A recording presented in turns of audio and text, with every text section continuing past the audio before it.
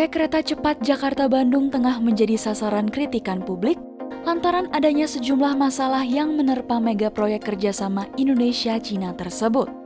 Terkini, China Development Bank sempat meminta pemerintah Indonesia ikut menanggung pembengkakan biaya proyek kereta cepat Jakarta-Bandung melalui APBN. PT Kereta Cepat Indonesia-Cina atau KCIC yang menggarap proyek ini berharap bahwa duit APBN melalui skema PMN ke PT KAI bisa menjadi penyelamat.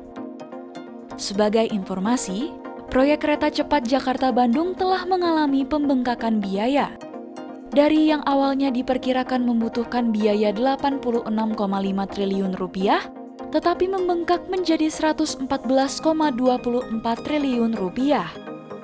Selain itu, proyek ini juga gagal memenuhi target penyelesaiannya dari 2019 mundur hingga 2022. Bahkan, belakangan targetnya mundur kembali menjadi 2023, sehingga proyek tersebut sudah molor lebih dari 4 tahun.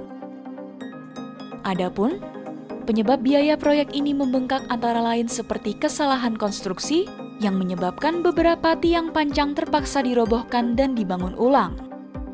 Kemudian, pembebasan lahan, penggunaan frekuensi sinyal GSM, hingga kondisi geologi juga menyulitkan pembangunan terowongan. Selain itu, sempat pula terjadi sejumlah insiden serius, seperti kebakaran akibat pipa gas yang meledak, banjir, hingga kasus pencurian besi oleh pekerja proyek.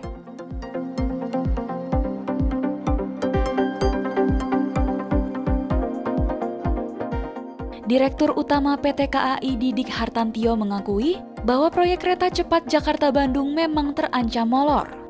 Ia mengungkap bahwa masalahnya adalah kucuran dana penyertaan modal negara atau PMN yang tidak kunjung cair. Padahal, PT KCIC diperkirakan hanya dapat bertahan hingga September 2022. Sementara, uang pinjaman Cina mulai menipis.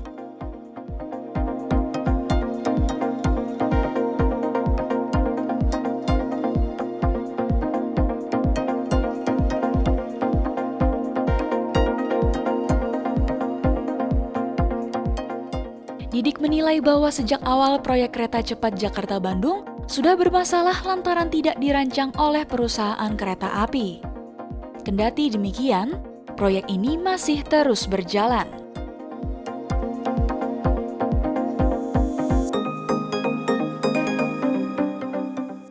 Awalnya, pemerintah Indonesia mantap memilih Cina lantaran negara itu menawarkan pembangunan proyek tanpa APBN dan jaminan pemerintah.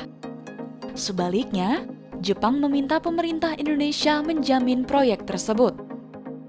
Pasalnya, Jepang menilai bahwa pengerjaan kereta cepat sulit terrealisasi apabila menggunakan skema murni business to business. Oleh sebab itu, Kementerian BUMN melakukan pendalaman kepada BUMN Cina dan disepakati untuk membuat joint venture agreement.